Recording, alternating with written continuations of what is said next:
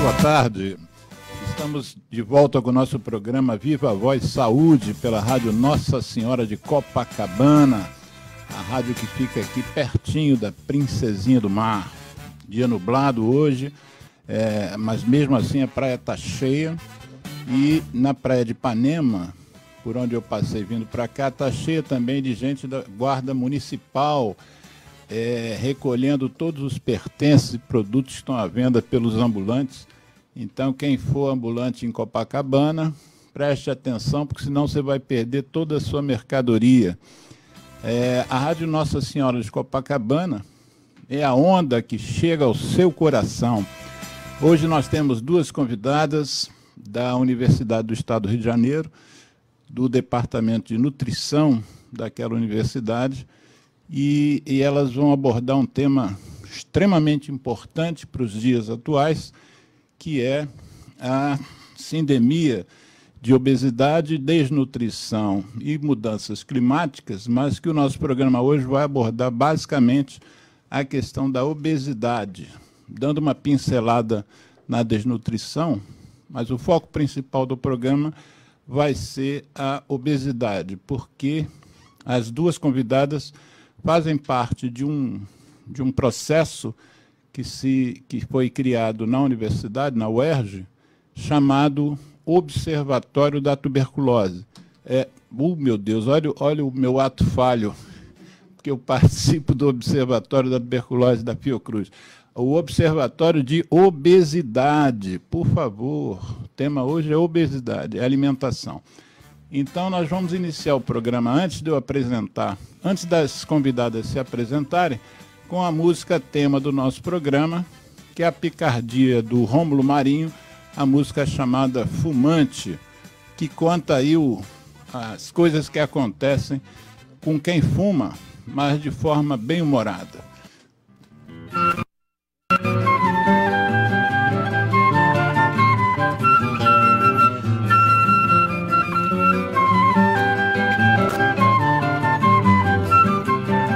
Eu sou fumante à luz do sol e do neon. Quem não gosta de cigarro desconhece o que é bom. Também não sabe que a bronquite infernal, juntamente com pigarro, são meu charme matinal. Vivo soprando por aí muita fumaça, com alegria, pose e graça, perfumando os salões. E assim de cores consegui os tons mais belos. São meus dentes amarelos e marrons os meus pulmões. Para meus brônquios alcatrão é vitamina e a doce nicotina, esperança de troféu. Pois do tabaco hei de ter a minha flor, um fantástico tumor que me levará ao céu.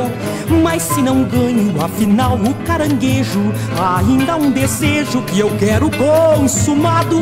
Já que eu não posso ter de tudo, eu quero parte, pelo menos um infarte pra também ser safenado. A impotência não assusta, camarada, vale mais uma tragada que o prazer sexual. Um enfisema não está fora dos meus planos, pois fumante há muitos anos, o evento é natural. Uma gastrite duodenal, uma esclerose, finalmente em dupla dose, sei que um dia vou ganhar. E vou vivendo assim feliz a minha vida, até que a morte bem sofrida possa então nos separar. Para meus brônquios alcatrão é vitamina e a doce nicotina, esperança de troféu. Pois do tabaco hei de ter a minha flor, um fantástico tumor que me levará ao céu. Mas se não ganho afinal o caranguejo, ainda há um desejo que eu quero consumado. Já que eu não posso ter de tudo, eu quero parte, pelo menos um infarte pra também ser safenado. A impotência não assusta, camarada, vale mais uma tragada que o prazer sexual. Um enfisema não está fora dos meus planos, pois fumante há muitos anos, o evento é natural.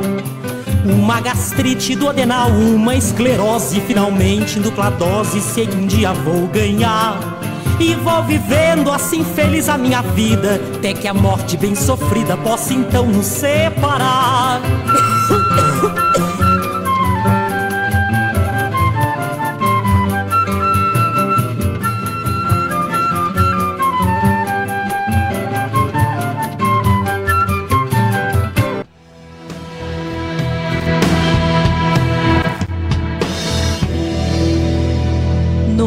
98,7 FM. A onda que chega ao seu coração. Então, essa foi a música Fumante, de Rômulo Marinho, interpretado por Giza Pitã. Vamos então dar início objetivamente ao programa Viva Voz Saúde de hoje, e que nós vamos focar nessa nova iniciativa da Universidade do Estado do Rio de Janeiro, que é o Observatório da Tuberculose. Então, meu Deus, novamente, esse ato falho, gente. O pessoal diz que eu só penso naquilo. O Observatório de Obesidade, que Ana Beatriz Azevedo e Viviane Cunha, que são nutricionistas, vão falar para nós sobre o que é essa iniciativa da universidade e como vocês se inserem lá. Mas, antes disso, eu queria saber um pouquinho da história de cada uma, até chegar ao ERJ. Como é que vocês estão posicionadas assim? Por que vocês escolheram nutrição? Inclusive, eu me emocionei com a Daniela Canella e agora com vocês, que minha falecida mãe era nutricionista. Eu cresci ouvindo uma nutricionista falar sobre o seu trabalho, e agora tem vocês duas aqui. Viviane, você que está aqui à minha frente, fala um pouquinho da tua história rapidamente para os ouvintes te conhecerem. Claro. Bom, então sou formada em nutrição pela Universidade Federal de Goiás, minha terra natal, né, Goiânia. E a Daniela Canella também, me parece. Também, né? Na Universidade Federal de Goiás, isso. E logo após fui para a área acadêmica, de pesquisa e docência, né, me inseri logo no mestrado mestrado em Ciência da Alimentação, Nutrição, Esporte e Metabolismo na Unicamp, fiz os 2 anos. Depois voltei para minha cidade natal, onde eu estou finalizando agora o doutorado em Psicologia, né? Trabalho um pouco na área de comportamento alimentar, também estudando o excesso de peso de uma forma geral. E atualmente residindo no Rio de Janeiro, me inseri no Observatório de Obesidade, tenho bastante interesse por pesquisar e estudar a área. E eu cheguei até lá por isso, né? Descobrindo... Então, daqui a pouco nós vamos... Você vai contar para a gente, vocês vão contar o que é exatamente o Observatório de Obesidade. Eu prometo que não cometo outro ato falho. Ana Beatriz Azevedo, fala um pouquinho de você também. Então, eu sou um pouquinho mais nova na área, né? Eu me formei no ano passado em nutrição. Escolhi a nutrição também porque eu sabia que eu queria algo na saúde, mas com certeza não era medicina e enfermagem. Uhum. Então, eu acabei conhecendo a nutrição e entrei na faculdade e me apaixonei, né? Realmente você estudou na própria UERJ? Não, eu estudei na Unirio, na Universidade Eu me formei em medicina pela Unirio. Pela Universidade Federal do Estado do Rio de No Janeiro. meio do século passado. Aí eu fui graduada pela Unirio e faço atualmente especialização lá, né, em segurança alimentar e nutricional. E no meio do ano, mais ou menos, eu comecei nesse projeto na UERJ, que é o Observatório de Obesidade. E a obesidade também foi um assunto que eu sempre me interessei ao longo da faculdade. E, enfim, é uma área que eu gosto bastante. Super necessária no momento. Sim, super né? necessária, super em alta. Interessada. Então, assim, tem sido um prazer enorme trabalhar no Observatório. É muito gratificante. Eu fiz uma pesquisa ontem sobre o tema para atualizar um pouquinho os dados, para eu me atualizar um pouquinho antes de entrevistar vocês, e realmente existem dados que são bastante impactantes, né? E que provavelmente a maioria da população brasileira desconheça. Por exemplo, o Brasil é o 5º maior produtor de alimentos no mundo. Eu não tinha essa clareza. Mas, por outro lado, está na agropecuária 70% das emissões de gases do efeito estufa, né? Então, ao mesmo tempo que a gente produz alimento vegetal, mas também carne animal, a gente também está contribuindo para o aquecimento global, né? Então, existe um tema que eu tinha menos ainda, uma palavra que eu tinha menos ainda conhecimento sobre ela, que é a sindemia. E eu queria que uma de vocês abordasse essa questão. Do que a gente está falando quando a gente diz que a gente está vivendo uma sindemia de obesidade, emagrecimento e mudança climática? Vivian. Então, na verdade, esse nome sindemia foi dado para esse conjunto, né, de pandemia mesmo, de obesidade, má nutrição e aquecimento, né, global.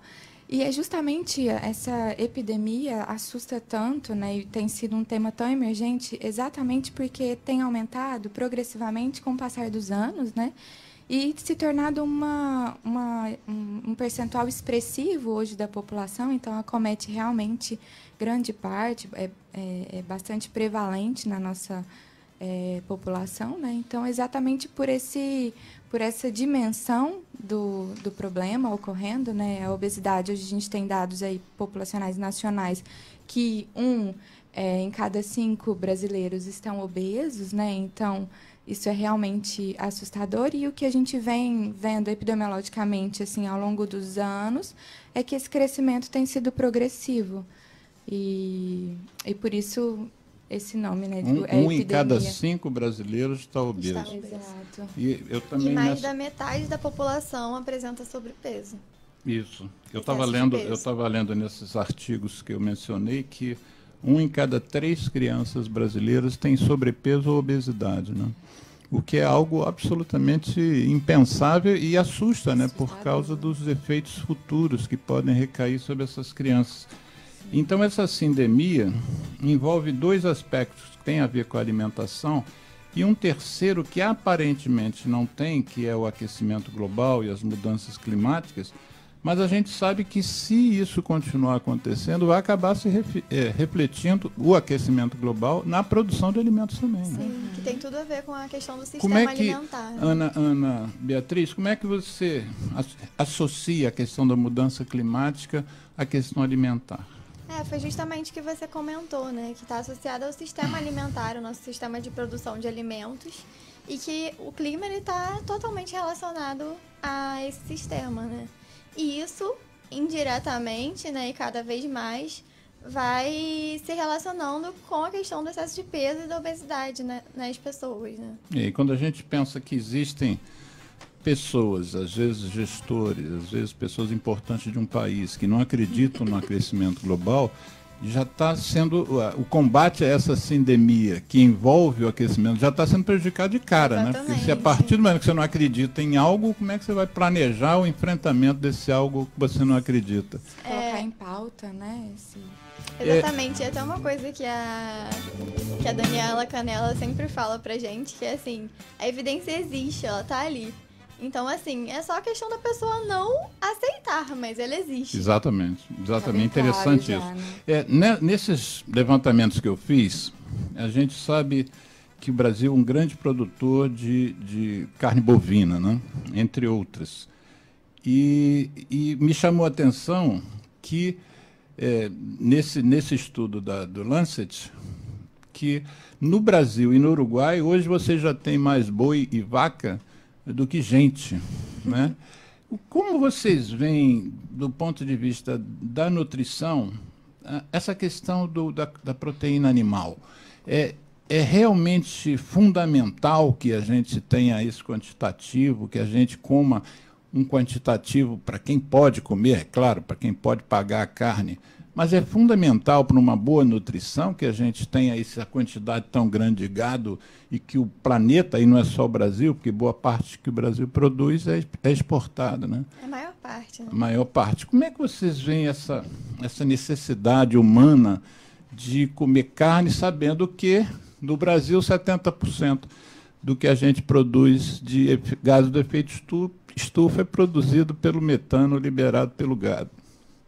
Como é que vocês veem essa necessidade de carne animal na nossa alimentação? Então, para uma alimentação saudável, né, o que se preconiza é um equilíbrio, na verdade, de proteínas, carboidratos e lipídios, que é quando a gente fala em macromoléculas dos alimentos, né?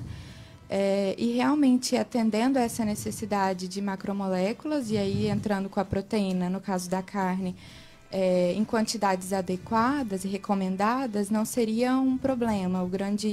A grande questão que a gente vem levantando é realmente o desequilíbrio que tem acontecido no consumo desses 3 macronutrientes, e aí a gente incluiria também essa proteína de origem animal, né?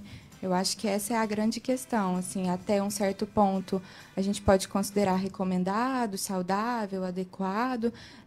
Tem questões nutricionais importantes, relevantes, mas quando a gente já parte para um consumo excessivo, né, aí a gente já se refere a um desequilíbrio nessa composição. Você quer complementar, Ana? E falando da questão da quantidade, né, excessiva que a gente produz, não é necessário, assim, para a nossa população não é necessário. Só que acaba que o sistema alimentar, enfim, a produção de alimentos, ele virou uma indústria. Então, assim, a maior parte da nossa produção é exportada. Então, não é só o necessário para a nossa sobrevivência, né? Tudo que é produzido é unicamente, assim, basicamente, para gerar dinheiro, para gerar lucro para as empresas. Então, assim, é a questão do capitalismo também, né, que é a crítica que a gente faz. E nós vamos chegar lá quando a gente for falar dos alimentos ultraprocessados, que é fundamental que a gente, até o final do programa, esmiúce bem o que é isso, porque vale a pena e tem a ver com a obesidade. Tem umas outras informações sobre a obesidade aqui, que eu colhi nesse trabalho da revista The Lancet, que é o fato de que 18% da população brasileira está obesa, né? E 2,5% do PIB do mundo, 2,8% do PIB do mundo é gasto com os problemas gerados pela obesidade. Uma outra informação importante é que 2 milhões de pessoas no mundo estão malnutridas, sendo que desses 2 milhões, 815 milhões estão cronicamente desnutridas. Quer dizer, ao mesmo tempo que nós convivemos com uma epidemia de obesidade, a gente convive também com na verdade, uma pandemia de desnutrição também.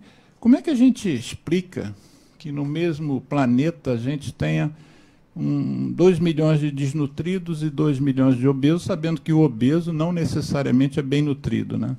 Como é que a gente explica isso? Como é que vocês que estudam o tema podem ver que na mesma comunidade global nós temos esses 2 extremos?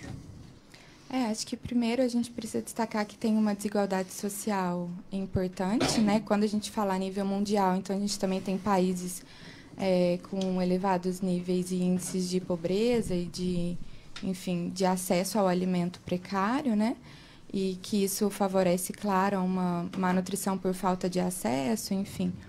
Mas também, quando a gente se refere a esses indivíduos que são obesos, que têm uma quantidade, uma superalimentação, vamos dizer assim, mas de qualidade nutricional ruim, né? Então, aí a gente entra mais uma vez... malnutrido. Exato, aí a gente entra mais uma vez nessas calorias vazias, né, nos produtos industrializados, ultraprocessados, e que realmente não são fontes de nutrientes, né, são composições químicas, que são chamadas de alimentos, mas que, na verdade, não levam a uma nutrição adequada, como a gente estaria falando se a população estivesse se alimentando majoritariamente de alimentos in natura, alimentos mais naturais e que são realmente fonte de nutrientes. E a gente está Fala, Ana Beatriz. E a gente está passando por um período, né, que as coisas estão mudando um pouco. Então, assim, o Brasil ele estava praticamente saindo do mapa da fome. E a fome volta a crescer aqui no país. Há quem diga que não há fome no país. Exatamente. E assim, não só no Brasil, como em outros lugares do mundo, por conta das desigualdades sociais, né, na diferença de renda entre a população, isso tem acontecido. Então, por mais que exista um aumento gigantesco da prevalência de obesidade e de excesso de peso, também está voltando a aumentar a desnutrição, que era algo que a gente já estava conquistando e conseguindo combater, né? Então, assim, é realmente uma pauta muito importante, porque antes, quando a gente tinha uma principal problemática, hoje em dia nós temos duas, né? Duas. Que é o excesso, né, de peso e a prevalência da obesidade aumentando e sem conseguirmos ter um controle sobre isso cada vez mais. E, ao mesmo tempo, a gente volta a entrar no mapa da fome. E é aquilo, as pessoas, como a Vivian falou, as pessoas que têm excesso de peso e obesidade não necessariamente estão nutridas, estão bem nutridas, né? Nós estamos falando sobre, vocês falaram sobre caloria, a Vivian falou sobre caloria vazia, né? Fala um pouquinho mais, o que você chama de caloria vazia? Primeiro tem ouvintes nossos que desconhecem até a questão mesmo da caloria. O que é a caloria? Tá, seria o valor energético mesmo do alimento, né?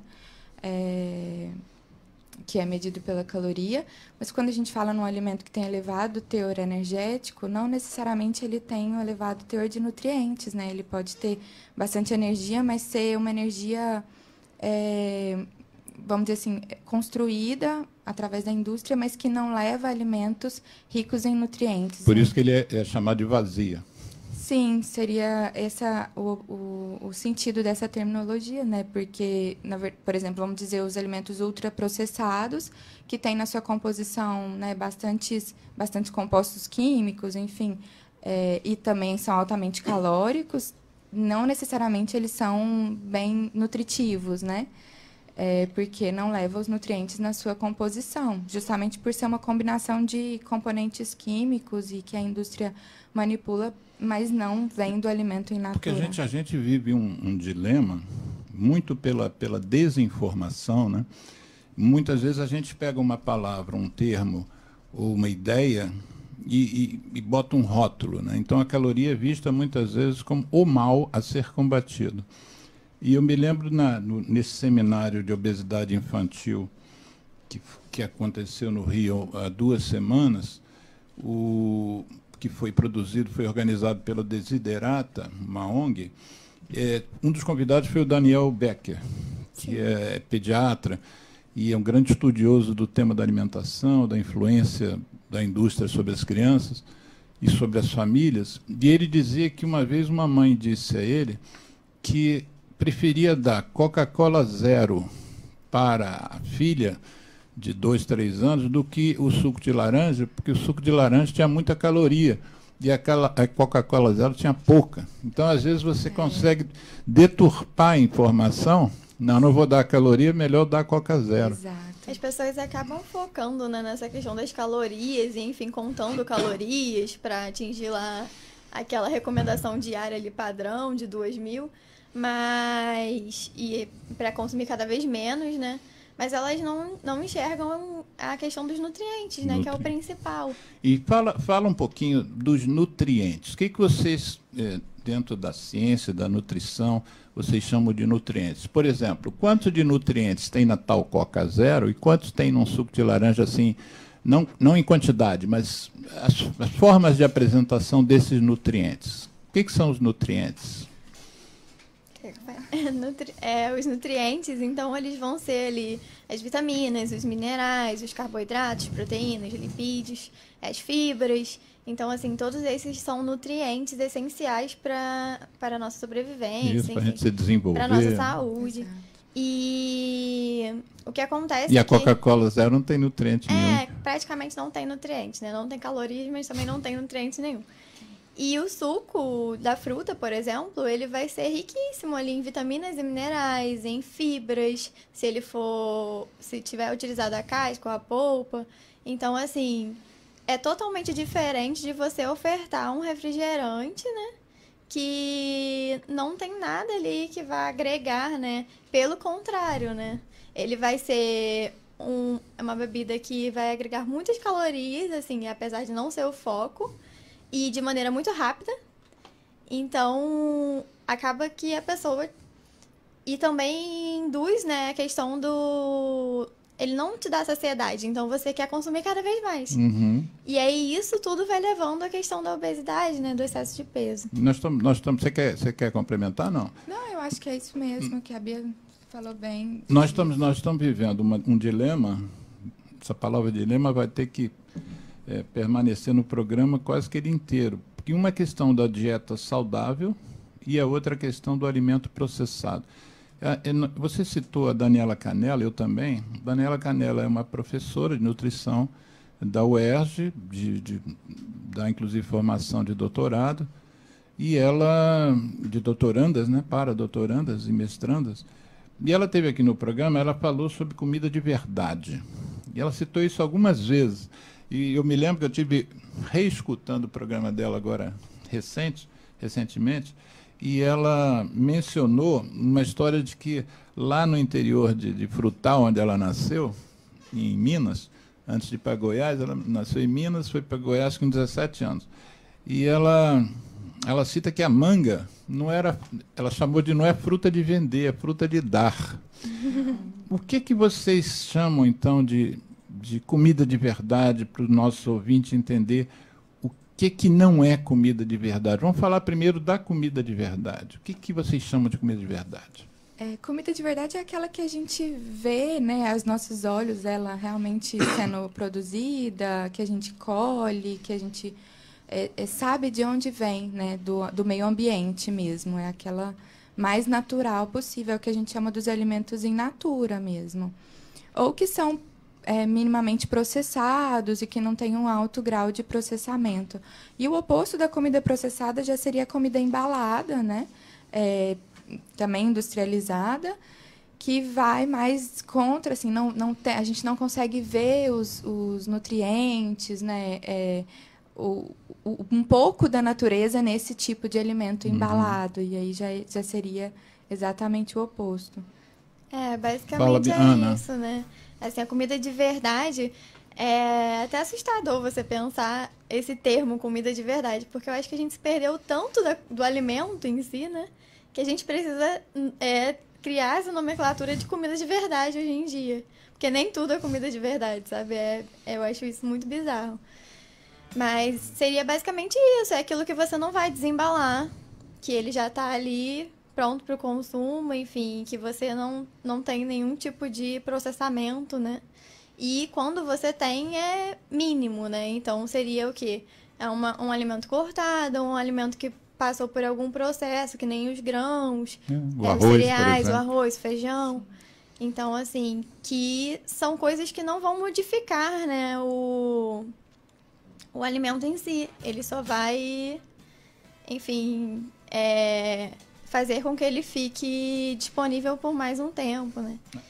E aí, quando a gente se perde disso, quando a gente adiciona inúmeros aditivos alimentares, conservantes, coisas que não são necessárias, e aí a gente aumenta aquele prazo de validade do produto por 1 ano, 2 anos, então, assim, aquilo ali já se perdeu demais do que é uma comida de verdade. A Daniela Canella também citava uma frase, que eu não sei se é dela, mas vocês no meio devem usar muito, que é uma recomendação, que é o descasque mais e desembale menos. Né? Essa é a ideia da diferença entre o alimento in natura e o alimento... Da comida de verdade, né? A comida de verdade. Exato. Existe uma questão, houve uma mudança cultural grande na sociedade, não só do Brasil, do mundo inteiro, que é a questão do tempo, a questão das mulheres no mercado de trabalho de uma forma que não era exatamente essa no início do século passado. Houve uma mudança grande, as crianças não estão mais passando boa parte do tempo em casa, elas estão nas escolas, elas estão, né, fazendo cursos, estão nos clubes, quem tem condições de colocar o filho num clube para praticar esporte. Mudou muito a cultura, né? A questão de você fazer a comida em casa mudou muito. Quando vocês vão trabalhar, vamos dizer, num aconselhamento, quando vocês tentam entender o que está acontecendo com a sociedade, qual é o aconselhamento que vocês dão para essa situação real? As pessoas têm menos tempo de cozinhar, de fazer a tal comida de verdade. Como é que vocês trabalham isso com as pessoas ou com as comunidades? Como é que vocês orientam o valor disso? Acho que é importante a gente citar e mencionar o Guia Alimentar, né, para a população brasileira, que uma das das recomendações são as habilidades culinárias, mas, ao mesmo tempo, a gente também, a partir do momento que eu não consigo preparar tudo como era antigamente, né, a casa de vó, que a gente chama, né? Comida de vó comida também. de vó, exato. A gente procurar opções que são preparadas, né, mas que podem ser entregues ou que a gente possa consumir em um ambiente que a gente saiba, né, de onde venha.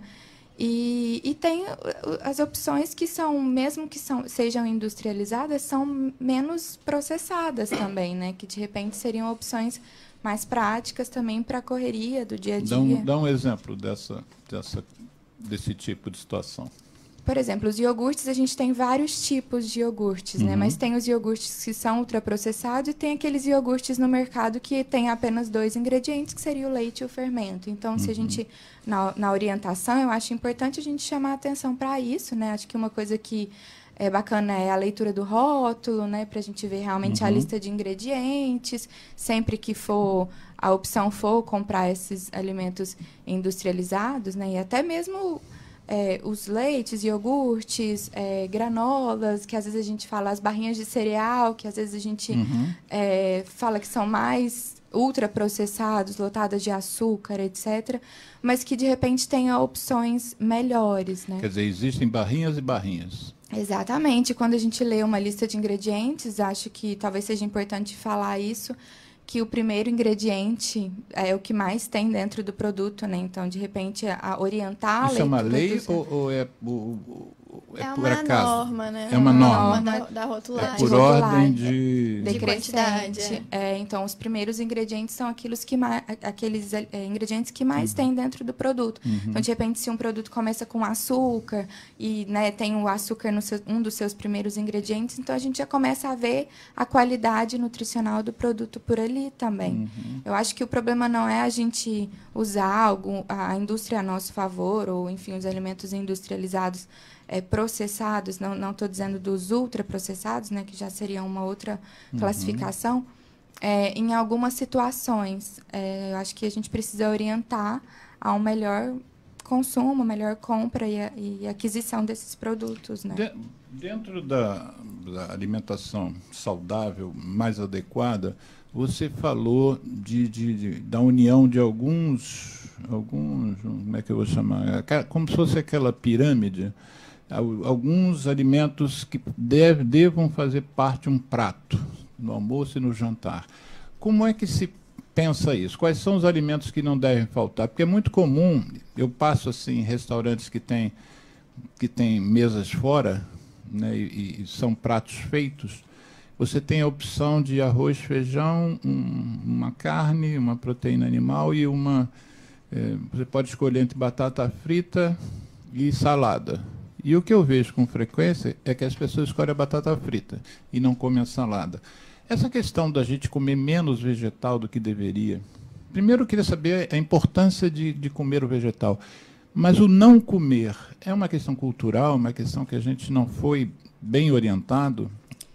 Eu acho que tem duas questões. Primeiro, eu acho que comer fora de casa também, às vezes, acaba atrapalhando o consumo. Os alimentos que geralmente são ricos em gordura, como, por exemplo, essa substituição da salada por batata frita, né, são altamente palatáveis, né? Então, a gente também está falando de 2 tipos de alimentos. O que quer dizer altamente palatável?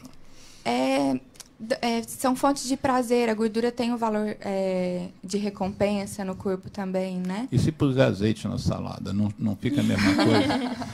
Mas a gente está falando de alface, tomate, não necessariamente de alimento rico em carboidrato, né? Que seria a batata, por exemplo, né? E tem a questão do paladar da pessoa, né? Ela tá viciada a um paladar. Viciada a um paladar que seriam as frituras, enfim. Então, ela acha que isso é o sabor... Para ela, isso é o saboroso, né? Isso é o que dá prazer. Daria prazer e não o resto. Também. Exato. É como se o alimento saudável não desse prazer. Exatamente. E, ao mesmo tempo, quando a gente faz essa substituição, a gente também está tratando de uma questão que é a ausência de fibras e de nutrientes, de ofertar mais nutrientes diferentes para o nosso corpo, né? Então, igual a história da Coca-Cola e o suco de laranja, né? Porque Exato. a batata frita tem de nutriente ali o mesmo carboidrato que o arroz tem, né? Então, você já está misturando na mesma refeição A gente está concentrando de carboidratos, Isso. né? E não está ofertando outros tipos de nutrientes. Isso. Eu acho que essa é uma questão relevante, assim, da variedade. Por isso que se fala num prato colorido, num prato, né, que tenha várias cores, justamente porque os nutrientes também se expressam em cores de alimentos diferentes, né? Claro. Quanto mais cores, a gente sabe que a gente está ofertando uma variedade maior. As carnes têm de quase a nutrientes. mesma cor, né? Mas tendendo para o marrom. O peixe é um pouco mais branco, mas fica o branco do arroz, o preto do feijão e o marrom da coisa. Não tem cor, né? E fica sempre aquela cor meio opaca, né? Não tem Opaca. um colorido no prato. Mas eu queria saber o seguinte, isso é cultural? Isso você, por exemplo, não vamos chamar nem de cultural. Se você tiver hoje você teve filho hoje, como é que você introduziria isso para o seu filho durante a fase de crescimento, desde a primeira infância, assim que acabou o aleitamento? Como é que se desenvolve o prazer em comer essas coisas que a gente diz são menos palatáveis? Então, assim, primeiro vale dizer que assim, a base da nossa alimentação deveriam ser os alimentos in natura e minimamente processados. Uhum. Então, Isso assim, é a primeira coisa que é a uma primeira mãe regra deva básica, assim, se né? tocar. Então, na questão do prato, por exemplo, a maior parte dele deveria ser composto por alimentos in natura e minimamente processados, que seriam os vegetais e, enfim, o arroz, o feijão, as leguminosas, né? E na questão do hábito, né? Nada mais né? Esse costume das pessoas de preferir os alimentos gordurosos, frituras, é o hábito. Ah. E isso é formado na infância. Então, assim, é super importante que essas mães, elas tenham conhecimento, né?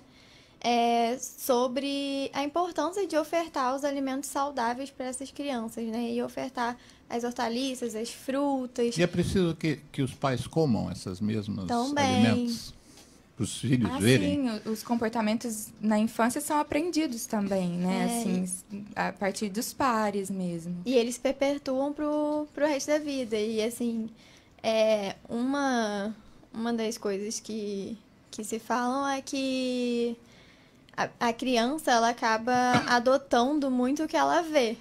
Uhum. Então, assim, é aquilo. Não adianta só eu falar pro meu filho pra comer aquilo se ele vê que eu não como. E aí ele abre aquele pretexto, poxa, a minha mãe não come, então eu não preciso comer também.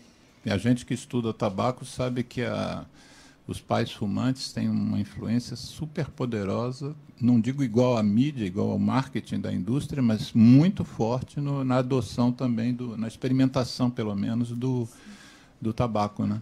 Agora, você mencionou, Vivian, uma coisa que a gente já tinha tocado num outro programa, inclusive eu dei o site e tal. Fala um pouquinho mais sobre o que é o Guia Alimentar. Tem um Para a população brasileira. Guia Alimentar para a população brasileira. Qual foi a ideia quando esse guia foi pensado? Na verdade, é de levar informação, orientação para a população brasileira de uma forma geral, né? Ele foi revisado e publicado a nova versão, então, em 2014.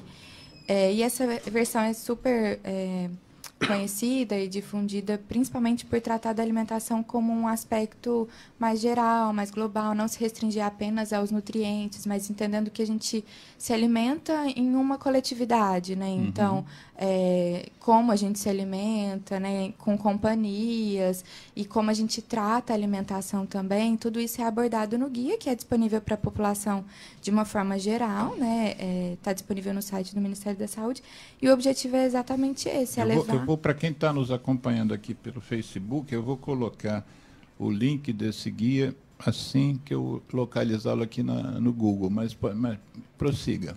E aí uma das diferenças, e o que o guia trata bastante, que é o que a gente vem trazendo em pauta muito também, é o grau de processamento do alimento. Ele divide o alimento e classifica, né, a alimentação saudável, aquela baseada mais em alimentos in natura e minimamente processados, né? E evitar, assim, usar com moderação os processados e evitar os ultraprocessados. E a gente tem um dado aí recente também, mostrando um aumento no consumo de ultraprocessados, que também não é novidade se a gente for olhar, né, de uma forma geral para a população. Mas o que esse relatório também da Organização Pan-Americana de Saúde disse, né, foi que está associado esse consumo de alimentos ultraprocessados com excesso de peso e obesidade também. Então, a gente tem já bem clara essa associação. E o guia ele traz bastante bem claro também essa classificação dos alimentos por níveis de processamento, orientando melhor a população a essa comida de verdade, né, a evitar os alimentos industrializados. Eu me lembro de não sei qual dos programas sobre alimentos que a gente fez aqui, em que foi falar, porque a gente fala muitas vezes do refrigerante, né? Mas, por exemplo, tem os sucos de caixinha. E parece que a legislação brasileira exige que apenas 1% de 1 litro, por exemplo, de laranjada, de suco de laranja, só 1% tem a fruta. Os outros 99% são outras coisas. É isso mesmo?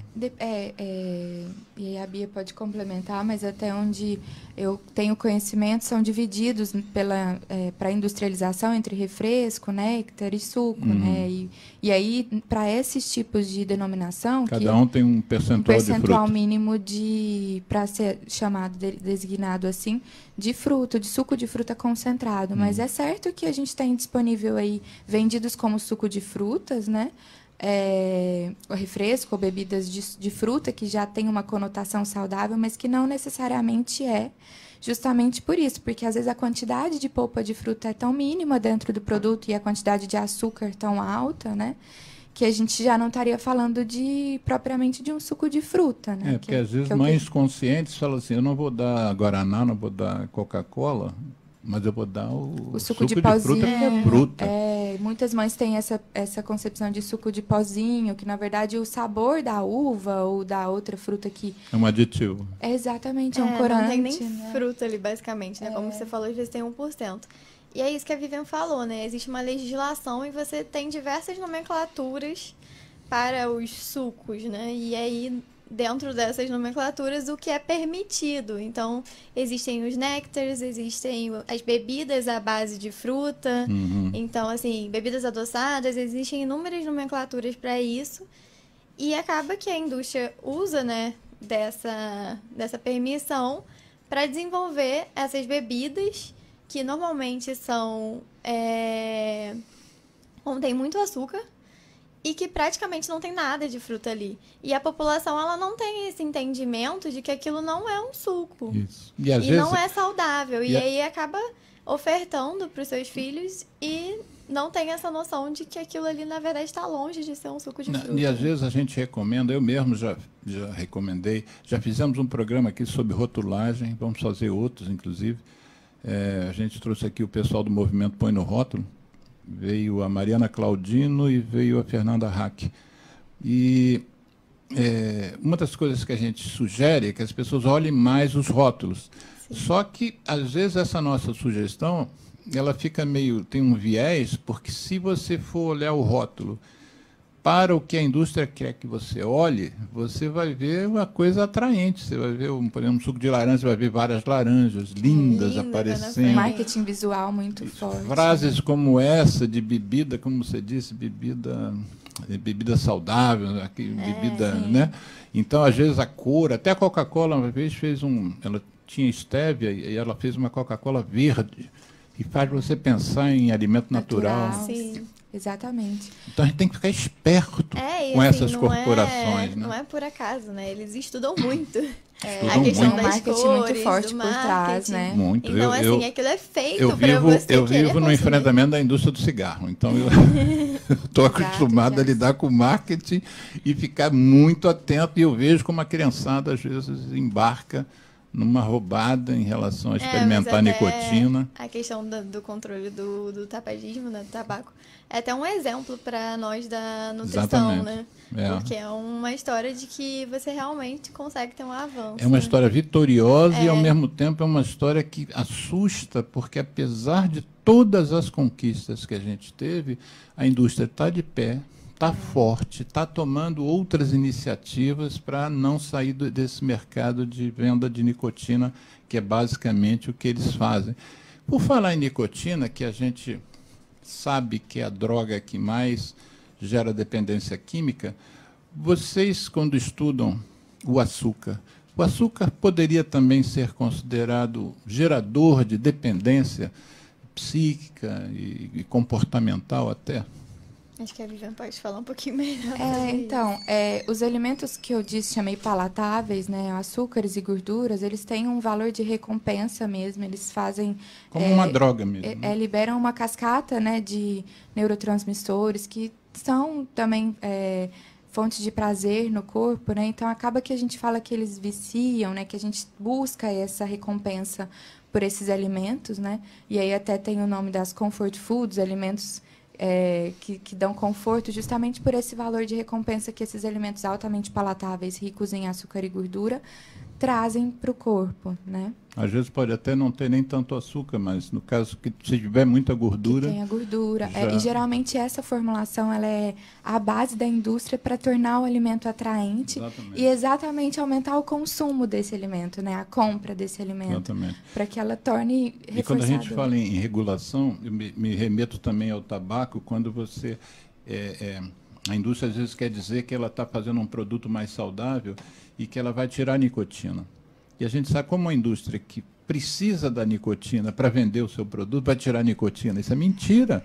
É a mesma coisa que uma indústria de alimento, tirar a gordura, tirar o sal, tirar o açúcar, a não ser que seja uma legislação muito forte, que daqui a pouco nós vamos falar sobre a questão dos tais triângulos nos alimentos. Acho super importante a gente trazer. Não vamos encerrar o programa sem falar nisso, não. Mas, então, você... quando a gente fala assim, fulano em geral, mulher, é chocólatra, essa é uma maneira de você associar o chocolate ao álcool, né? O alcoólatra, que, na verdade, a gente chamou de alcoólico, mas... no caso, você acha que são as duas coisas no chocolate, a gordura e o açúcar misturados? Exato. O cacau entra ali, não viciante. Ele é uma combinação da gordura com açúcar, né, que trazem esse valor de recompensa, né, e acaba que a gente induz a um consumo maior. Eu convivo com uma chocolatra. E eu sei como ela tem ganho peso e quer perdê-los, então, mas ela gosta muito de chocolate. Então eu compro uma barra e eu tenho que esconder. Aí ela me pede uma linha daquela de coisa, porque senão ela vai comer toda. É uma coisa como se fosse uma droga mesmo. Porque né? existe a questão da compulsão alimentar, né? Então a pessoa ela realmente sente muita necessidade daquilo. É como você comparou o açúcar como uma droga, né? Porque acaba se tornando um vício. Né? E aí reforça aquilo que você falou também da questão da educação da criança lá atrás pelos pais, né? A mesma coisa que para a criança se habituar a comer vegetal, ela tem que ver. Mas também para não querer bebidas adocicadas, Coca-Colas e refrigerantes em geral, ela também tem que ver que os pais vivem sem consumir isso, né? Mas acho que é importante falar também, quando a gente entra nesse aspecto, assim, de não culpar os pais também, né? Porque o que acontece, assim, eles têm total influência nisso. Mas o que esses pais sofrem também, né? Eles são bombardeados pela indústria de alimentos. E foram na infância deles, E foram durante a infância. E muitas das vezes eles não têm essa informação que a gente está falando aqui. Sobre o que é saudável, o que é melhor, enfim, o que vai agregar ali nutrientes, que vai tornar a criança mais saudável, agregar hábitos legais. Então, assim, eles acabam ofertando, muitas vezes, alimentos ou produtos, né, que a gente nem chama de alimento, achando que tá fazendo super certo, mas na verdade não tá. E aí que a gente fala que, assim, o principal, né, as principais ações, né, elas têm que vir de cima para baixo, e não o contrário.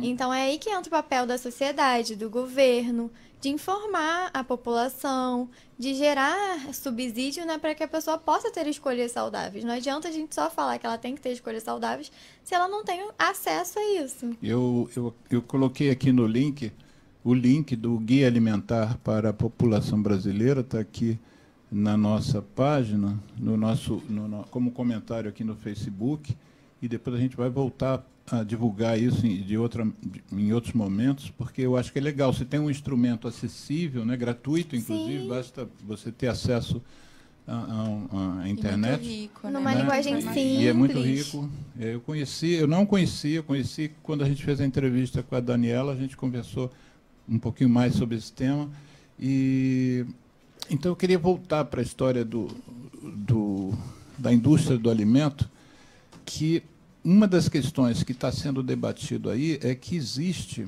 uma forma de atuar dessa indústria, né? Que a gente não dá para a gente não fazer uma associação com o tabaco e o enfrentamento da indústria. Uma das coisas que a indústria do tabaco faz é produzir informação e mandar informação sob forma de propaganda, sob forma de anúncios, sob forma de artigos, às vezes pseudocientíficos, e isso cria eu falo uma coisa, o outro fala outra. Por exemplo, o Olavo de Carvalho, que é o guru do governo atual aqui do país, ele diz que o cigarro não faz mal.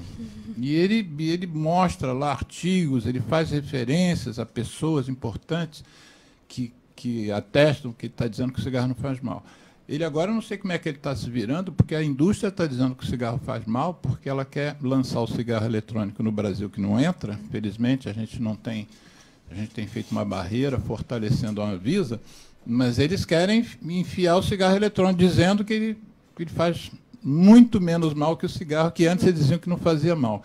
Uma das coisas que a gente vê é que, nessa história dos alimentos ultraprocessados, existe uma campanha de marketing da indústria que bloqueia o que é fundamental, que é você desenvolver políticas públicas, né, que protejam a população. Como é que vocês veem essa atuação da indústria sobre as nossas políticas públicas? Uma delas é agora que a gente estava mencionando, que ainda vamos falar melhor, sobre a adoção dos tais triângulos de advertência. E a indústria está sendo contra, e é bom a gente saber que existe uma consulta pública que está agora, vigindo até o dia 6. Até o dia 9 de foi dezembro.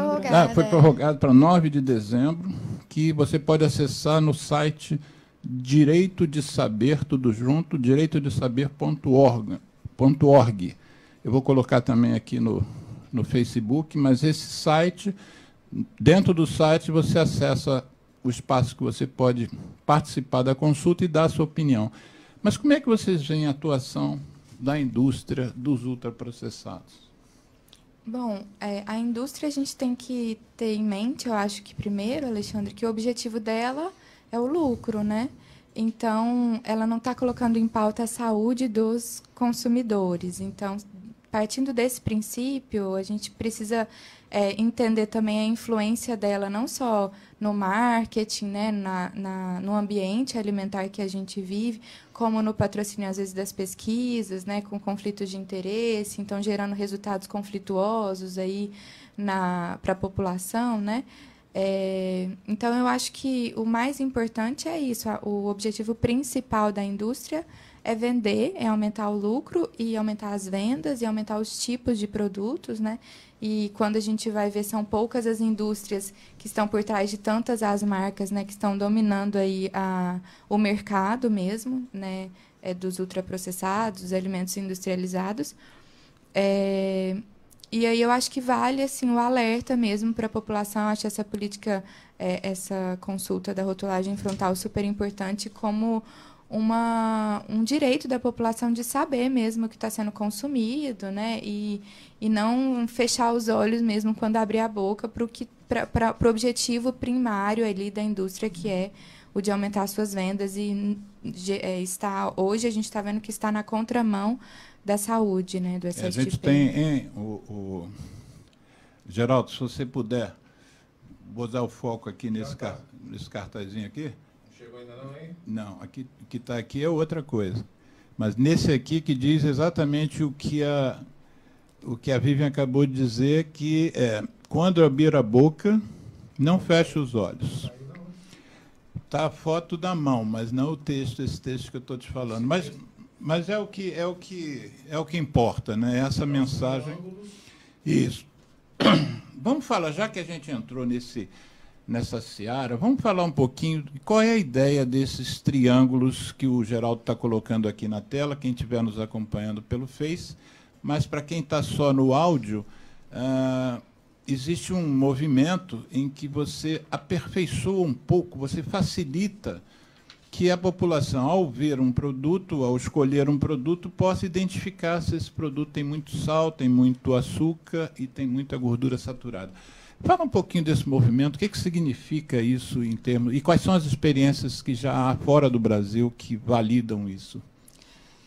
Então, esse é uma consulta pública que está aberta pela Anvisa, né, de uma nova proposta de rotulagem dos alimentos, com a rotulagem frontal. Então, a proposta da Anvisa inicialmente seriam as lupas, identificando se o produto está com uma quantidade igual ou superior que a legislação, né, recomenda e preconiza de açúcares, gorduras e sódio. Então, para esses 3 nutrientes.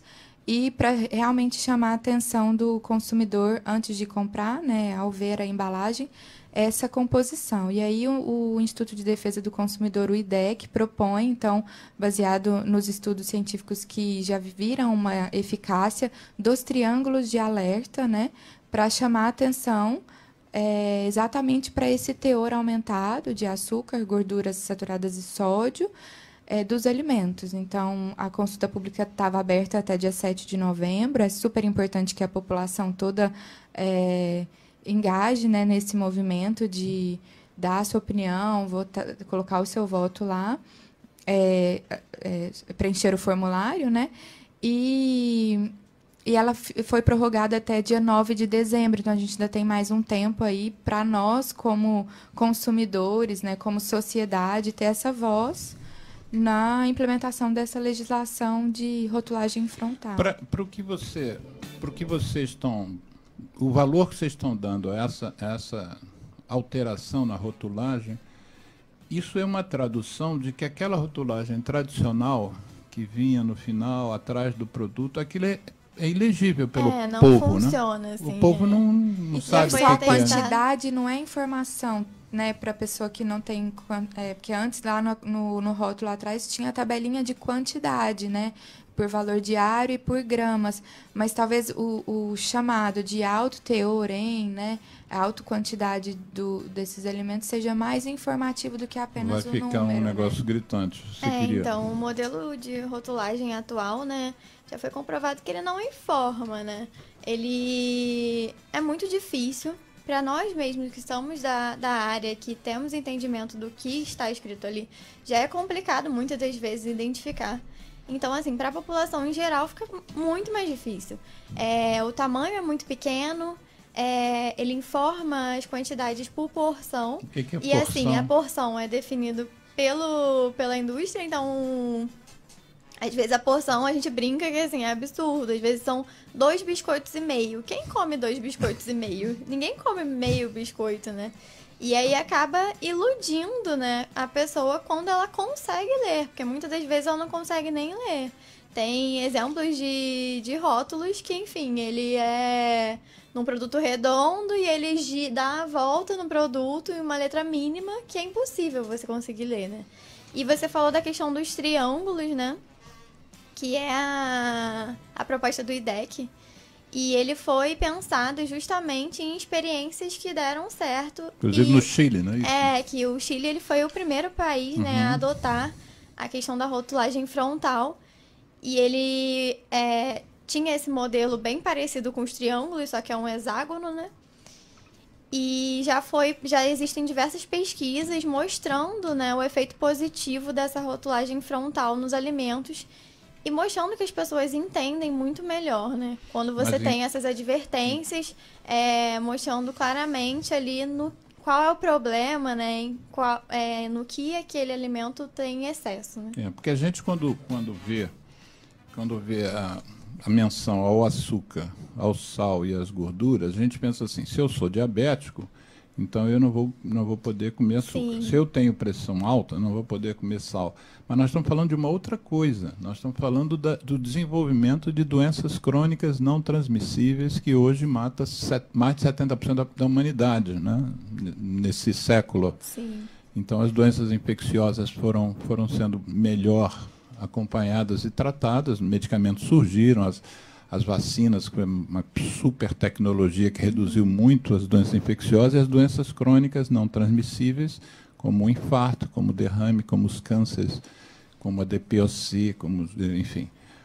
e outras, até o próprio Alzheimer, a gente tem feito estudos comparando entre quem fuma e quem não fuma, mas a gente sabe que se a gente não fizer um trabalho como esse desde a infância, a gente está predeterminando que boa parte dessas crianças que hoje poderiam estar se alimentando de forma mais saudável vão estar desenvolvendo as tais doenças crônicas não transmissíveis, né? Então, acho que quem não tem um problema relacionado a essas questões tem que ficar atento, tem que participar, porque a indústria, né? Para a indústria não é interessante, né? Não, que esses triângulos estejam na frente dos produtos. Nem um pouco, nem porque um pouco. Assim alerta, né? E realmente faz com que a pessoa repense se ela vai comprar aquele alimento. Esse repensar é que é fundamental. E assim, por mais que você não tenha, por exemplo, uma doença crônica agora, você pode vir a ter se você continuar com esse consumo inadequado. Aliás, o mais provável é que tenha, né? E com são muitas as doenças. Com excesso de peso, enfim. Nós e quando aqui... você fala do público infantil também, né? É muito importante a gente ressaltar também a questão da publicidade infantil. Que além de não informar, né, existe um apelo por parte da indústria para que aquela criança queira comprar aquele alimento, enfim, convença os pais de comprar aquele alimento, se sinta atraída por aquele alimento, né? Dentro desse trabalho aqui, que foi publicado pelo IDEC, a Sindemia Global da Obesidade, Desnutrição e Mudanças Climáticas, que traduziu o relatório da comissão do The Lancet. Dentro desse trabalho aqui, eles elegem, e eu escrevi todos, eles elegem 10 questões importantes para que a gente controle a obesidade.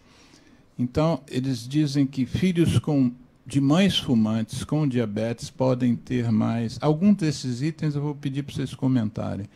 Mas o primeiro, não sei se em ordem de importância, mas é assim que está redigido, os primeiros que, em relação à obesidade, filhos de mães com diabetes podem ter uma tendência maior a diabetes.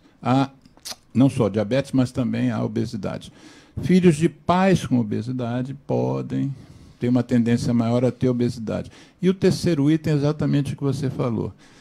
São fatores que interferem no desenvolvimento futuro da obesidade, publicidade infantil. Sim. Quer dizer, nós estamos falando de obesidade, mas o terceiro item aqui é publicidade infantil. Sim, é uma questão em que a gente não conseguiu avançar muito aqui ainda no Brasil, né? Existem diversas frentes, né, que depois acredito que a gente vai falar, que seriam ações, né, que podem ser feitas para o controle do excesso de peso e obesidade.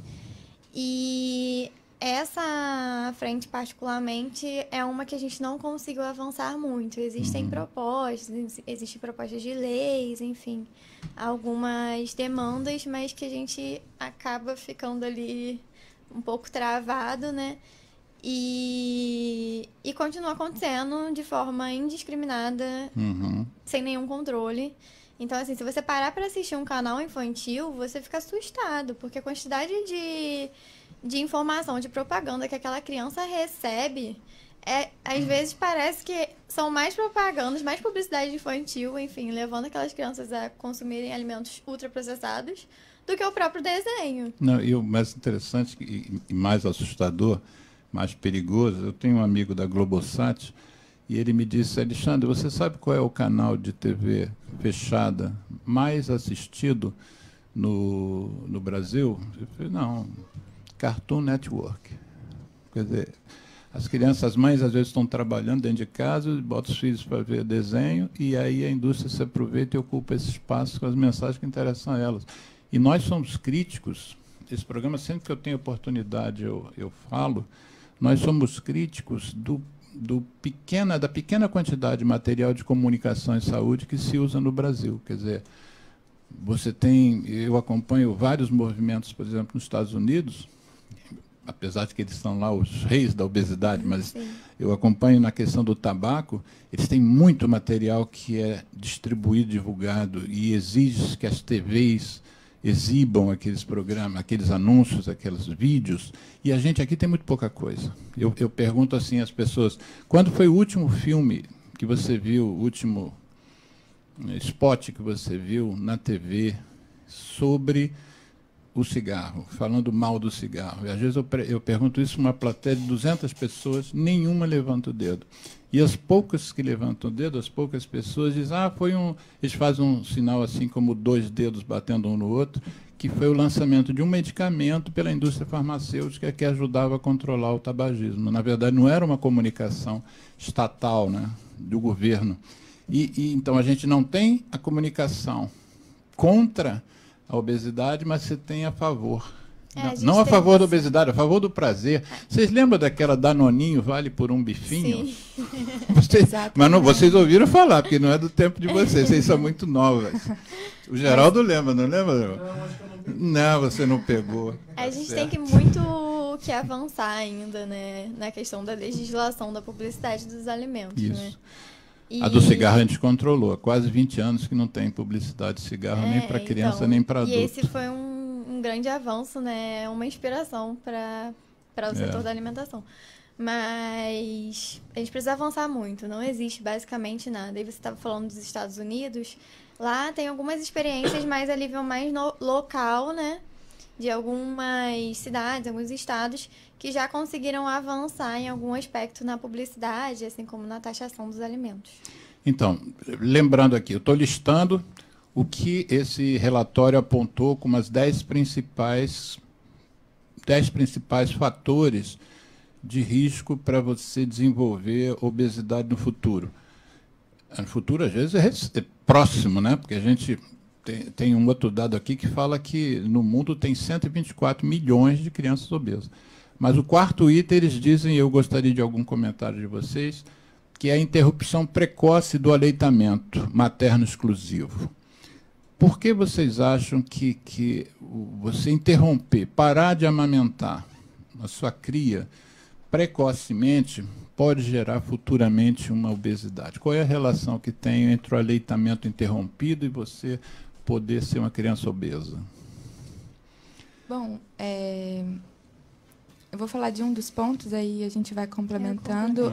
Uma coisa importante da gente pensar é que a criança que não está em aleitamento está comendo o quê? Se alimentando de quê? Né? Eu acho que a introdução precoce de alimentos também, muitas vezes, para além de não estar preparado o corpo do bebê para receber esse tipo de alimento, também já está dando estímulos, né, de alimentos e construindo hábitos desde a infância, né, e associações com alimentos palatáveis, com alimentos ricos em açúcar, enfim, com os industrializados, que a gente viu bem também no seminário, como são os cardápios das creches, o que já é ofertado desde a infância, né, que não tem essa discriminação. Então, eu acho que um fato importante, para além de vários, é essa questão. Assim, eu não estou em aleitamento materno exclusivo, que é indicado até os 6 meses, né, de vida do bebê, e aí eu começo a introdução precoce de alimentos que vão associar, né, começar a formação de hábitos dessa criança, né, associando a alimentos super palatáveis também. A gente tem que Ana Beatriz. A gente tem que pensar que, assim, o leite materno ele é o alimento ideal, né, para a criança, e é muito importante que ele seja ofertado na medida do possível. Existem situações em que não se pode, mas, assim, para todo mundo que pode, exclusivamente até os 6 meses e com alimentação complementar até os 2 anos. Acho que já até mudou essa recomendação, né? E que agora é em demanda livre, né? Então, até quando você quiser, você pode ofertar para a criança. E o que acontece também é que, assim, quando a criança ela deixa de se alimentar com o leite materno, foi como a Vivian falou, ela começa a se alimentar com outras coisas. E aí, o que você vai ofertar, né?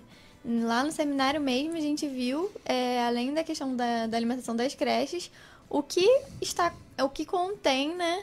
Quais ingredientes estão contidos nas fórmulas que substituiriam o leite. Que substituíram o leite materno. Então, assim, as fórmulas não deixam de ser alimentos ultraprocessados e muitas vezes ricos em açúcar, e que acabam levando aquele bebê, né, que acabou de chegar ao mundo, a já estar com excesso de peso e obesidade. E o interessante, a Vivian mencionou o seminário que a gente participou no Museu do Amanhã, e sobre obesidade infantil, e uma das coisas que eu me lembro foi também da apresentação do Daniel Becker, de 3 casais que tiveram filhos em determinados momentos, e aí eles foram muito manchetes de revistas de curiosidade, revistas de famosos, os casais com a sua cria e tal, mostrando como era bonitinho o bebezinho.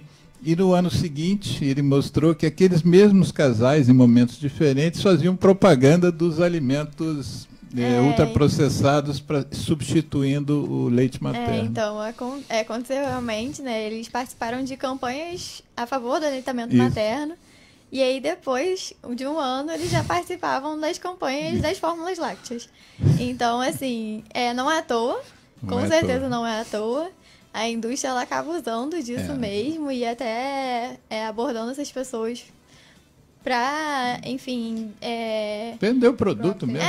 Porque aí para ter o apelo e para você também desvalorizar, né, a questão da campanha que eles tinham feito anteriormente. Porque você tinha mencionado, a meu pedido, você tinha comentado sobre a questão da publicidade infantil. Mas essa publicidade desses casais em relação aos leites industrializados, na verdade, ele está fazendo publicidade para os pais. Né? Sim, claro. As crianças não estão nessa altura de perceber qual é o melhor leite industrializado. Exatamente. Isso é para os pais também, né? Exato. Os pais precisam ser educados. E o que você tem para opor a isso em termos de comunicação e saúde estatal? É praticamente nada. O que acontece até como a Vivian falou anteriormente, que é a questão do conflito de interesses, né? Que ainda é um assunto completamente desconhecido pela população, mas que existe muito, porque a indústria ela acaba associando, né, essas pessoas, ou desenvolvendo pesquisas e, enfim, agindo de várias maneiras que é a próprio favor. E isso não deveria ser permitido, né? Porque aí ela vai estar influenciando no resultado daquela pesquisa diretamente. Exatamente. Ela vai estar influenciando no marketing ali o apelo, né? A quem ela vai atingir utilizando aquelas figuras públicas.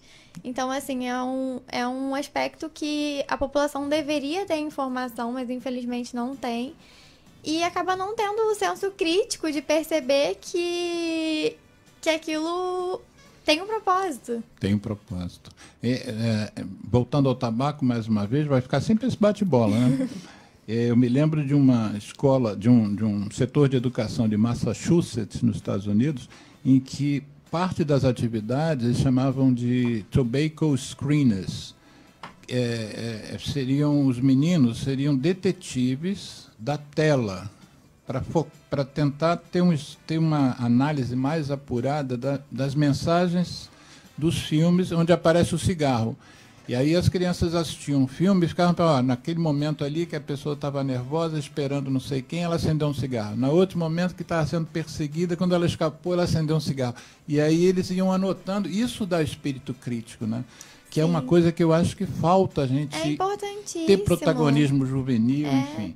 Aí se você pensar, desculpa, mas se você pensar que assim, na questão das fake news, né? Até muito pouco tempo, e eu acredito que ainda hoje a maioria da população acredita que tudo que ela escuta ou vê nas reportagens nos jornais são verdades, entendeu? Ela não tem entendimento que podem existir notícias falsas. Exatamente. Para elas são verdades absolutas. Então, assim, é muito importante que essa população tenha um senso crítico para entender que nem tudo que ela está ouvindo eu diria que é mais que importante, é fundamental esse senso crítico, né? Nós temos que desenvolver isso, e esse programa, um dos objetivos dele é exatamente esse. Deixa eu pular aqui. Nós estamos falando de 10 fatores que podem levar à obesidade infantil ou na fase adulta. Um deles, a Vivian já mencionou mais para trás, mas eu gostaria que você desdobrasse um pouquinho. Acesso a alimentos. Quer dizer, a questão do acesso, dependendo do tipo de alimento que você tenha acesso e não tenha outro, pode te levar à obesidade, né? Fala um pouquinho sobre isso. Com certeza, a gente está falando de ambientes alimentares que favorecem o consumo excessivo de alimentos ultraprocessados, né? Quando eu falo de ambiente alimentar, eu estou falando de um ambiente físico, político, econômico que favoreça, né, a escolha ou que propicie as escolhas alimentares. E hoje, quando a gente vê de uma forma geral, o acesso a alimentos embalados são muito maiores do que os acessos a alimentos naturais, né? E isso, com certeza, tem relação com o consumo e a oferta de tipos de alimento também. Também esse ambiente de grande oferta do supermercado a oferta estar lá no caixa daqueles alimentos mais palatáveis. Então, assim, eu acho que toda essa estrutura, né, essa dinâmica física, não só de local como o supermercado, mas de acesso das cidades, por exemplo, favorecem um consumo desses alimentos. Verdade. Né? Eu me lembro que, se você estava no supermercado, fiquei pensando no meu ali, do lado da minha casa, ali do lado do caixa, com frequência tem Kit Kat, que é aquele biscoito de chocolate. Eu nunca vi uma caixa de uva ali.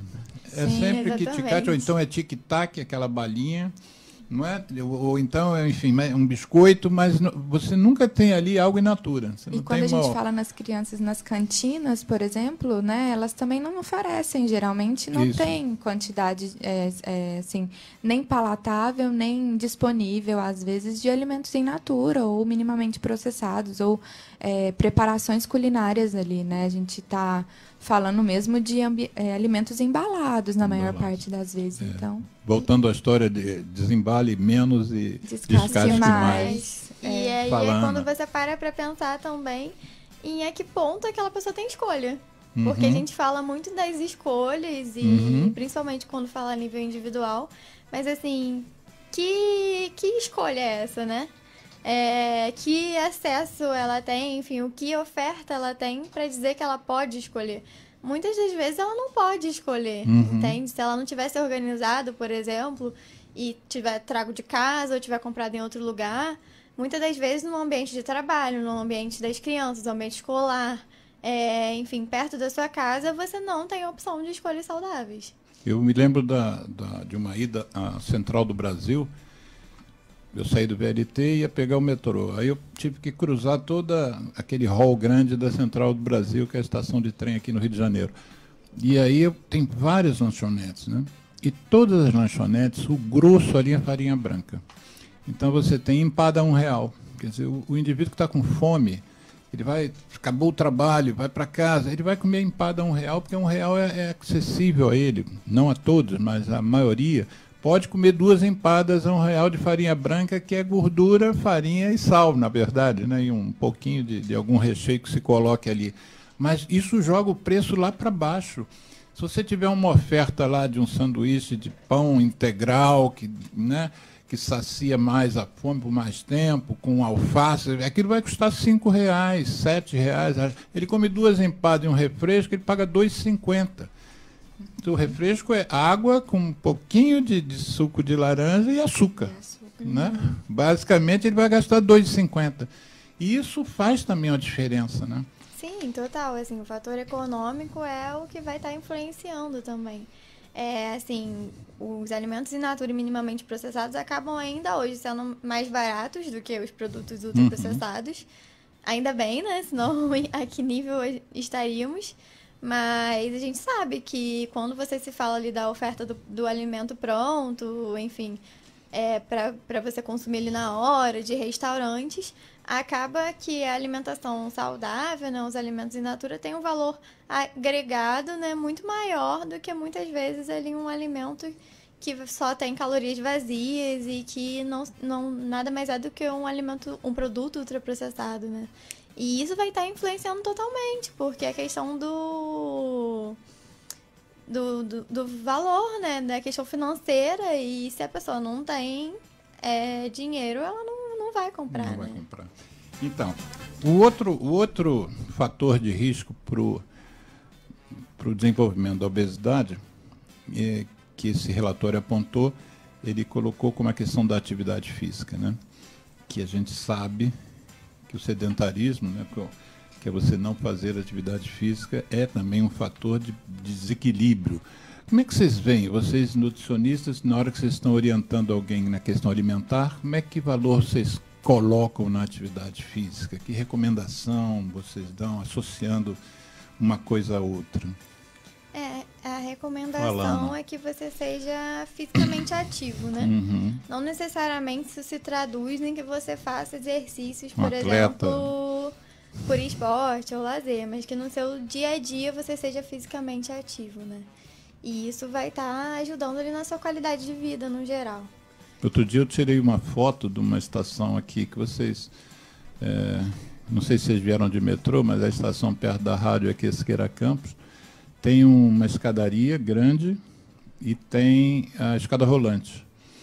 Aliás, não foi numa outra saída. E aí eu tirei a foto da escada rolante que você tinha fila.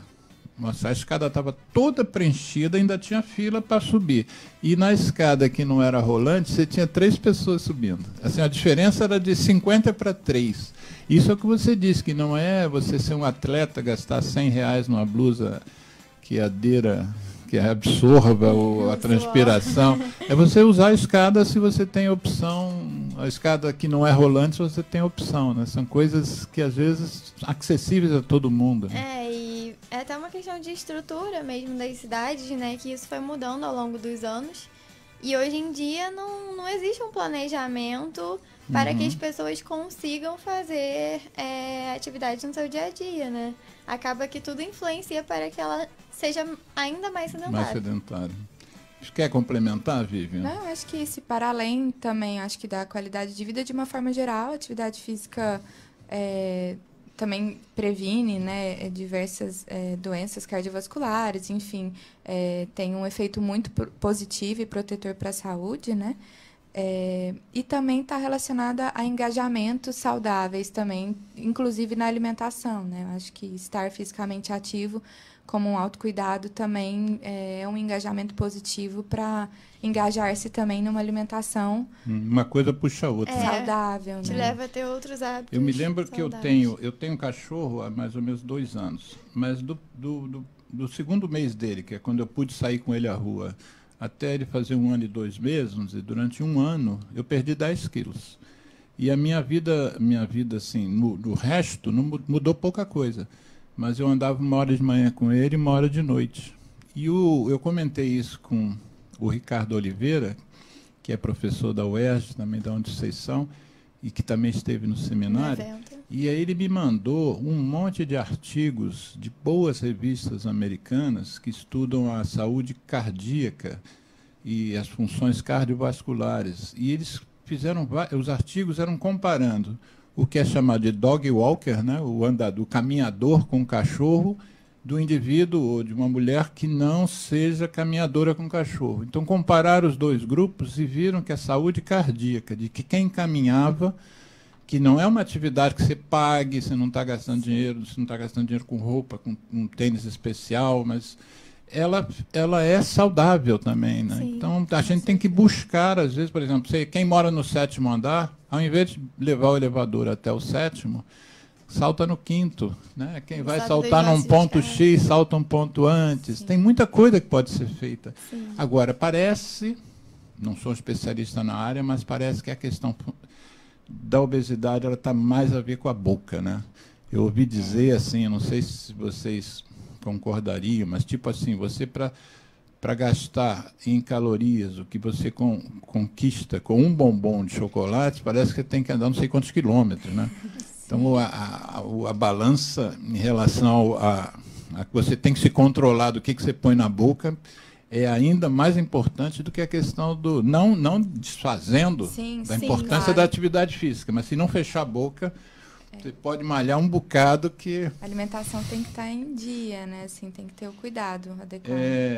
A alimentação ela está diretamente relacionada, né, com o excesso de peso e obesidade, enquanto a atividade física já está mais na forma indireta ali, né?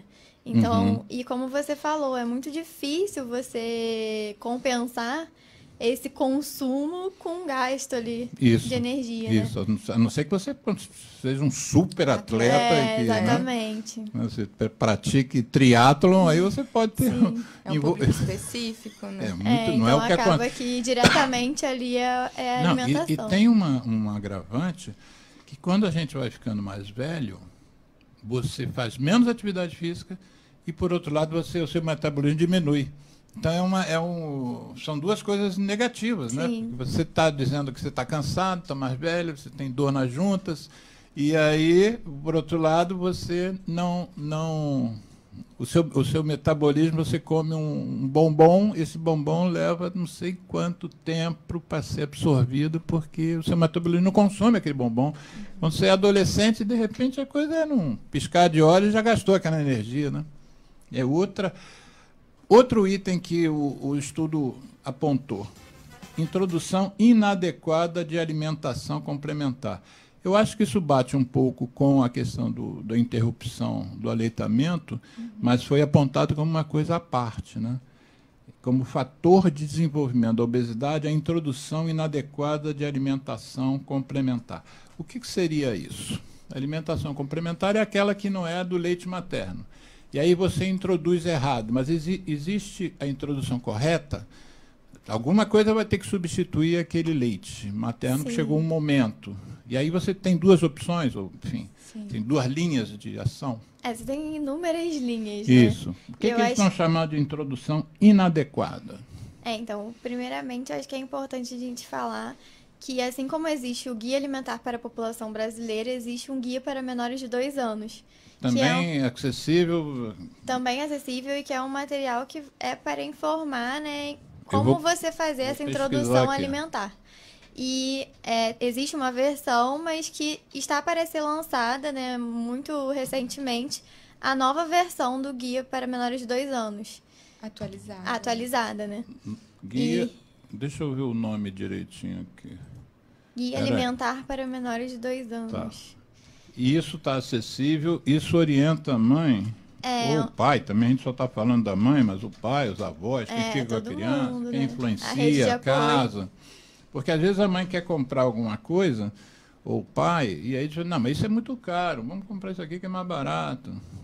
Então... Parar com essas frescuras de querer comprar essas coisas, que é mais natural. Sim. Você tem que estar embasado para justificar um gasto a mais. Com certeza. E esses guias, eles são documentos orientadores, né? Então, seria muito importante que a população tivesse acesso a esses documentos, que lá você vai ter orientações com base em conhecimento científico, enfim, grandes pesquisadores, sobre o que você pode fazer e como introduzir essa alimentação. Né? Eu já localizei aqui. O título é Guia Alimentar para Crianças Menores de 2 anos. É uma versão para consulta pública que foi disponibilizado em 2018. Existe um guia atualmente e ele está sendo atualizado. Isso. E aí essa que você encontrou tá aqui foi a versão de consulta passado. Pública. E ele está para ser lançado, ele já está pronto e está para ser lançado. Vocês participaram dessa consulta pública? Assim, acompanharam a história? Eu participei na época, mas... A indústria interfere nessas consultas? Ela diz que isso não é bom? Ela pode participar vão também. Falir. Mas você tem lembrança, assim, de se elas se manifestaram? Sim, porque, por exemplo, a consulta pública contra o cigarro eletrônico, para saber qual é o posicionamento que a Anvisa vai tomar... Já está regulado o cigarro eletrônico, né? Não pode vender cigarro. Isso é uma regulamentação, uma regulação. Mas a indústria pressionando, que quer e eles estiveram lá defendendo o seu ponto de vista. Sim. Como é que eles defendem um ponto de vista contrário, será? Você dá boas dicas de alimentação saudável. Gostaria de saber qual é a argumentação deles. Que geram emprego, né? Que os Cheetos, a fábrica de Cheetos gera emprego e que tem famílias eles reconhecem dependem. Também a alta densidade energética calórica associada com excesso de peso, etc. Né? A gente vê que tem pesquisas aí financiadas por indústria que dizem que basta fazer atividade física para controlar o excesso de peso e desconhecem o impacto mesmo dos alimentos que elas produzem nessa prevalência, né? Então, E como a gente falou anteriormente, Eles a gente enganam a acaba população, voltando. deixa eu te interromper, eles enganam a população dizendo assim, você pode comer o que você quiser, contanto que você faça atividade Exato. física. E aí eles estão sendo bons conselheiros, né? Porque tem um Inclusive, lado que eu recomendo saudável. a atividade física, a indústria também está recomendando, eles são legais. Inclusive, a indústria, uma das áreas que elas patrocinam demais são os esportes, né? Que é para mostrar que Eles apoiam a saúde. Eles estão que do eles lado da apoiam, saúde. que eles não são do mal, entendeu? Muito interessante. Agora, o último bate com o que nós estamos falando aqui, que é a questão, voltando aqui, o último fator de desenvolvimento de obesidade infantil ou adulta é regulação e taxação de alimentos saudáveis, não saudáveis. Para quem é leigo, o que quer dizer esse fator? Regulação, vou repetir, regulação e taxação de alimentos não saudáveis. Por que é importante você mexer nesse ponto? Bom, um pouco a gente falou da regulação do rótulo, né? Por exemplo, eu acho que é importante, nesse caso, dos alimentos estar bem explícito para a população o que contém dentro dele, e a regulação também dessa regulagem frontal seria um exemplo disso, né? E a taxação? E a taxação que a gente tem é das bebidas açucaradas, por exemplo, né? Terem uma taxação diferenciada, né? É um imposto atribuído ali àqueles alimentos. Uhum. E acaba um alimento aumentando o valor final daquele produto. Fica barato, né? Se você tirar o imposto, Sim, a Coca-Cola... exato. Um amigo meu fez esse médico que trabalha com transtorno alimentar, que é professor da PUC, esteve aqui conosco, e ele disse que fez um estudo no supermercado e viu que a Coca-Cola tinha supermercado que era mais barato que a água. Então, o que acontece é que aqui no Brasil a gente também tem muito que avançar nesse aspecto.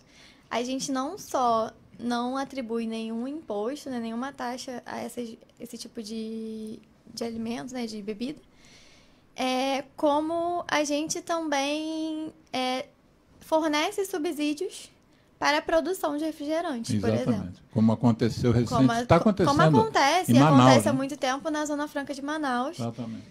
E que as empresas de refrigerante, elas recebem, né, um subsídio para tá produzindo esse tipo de produto.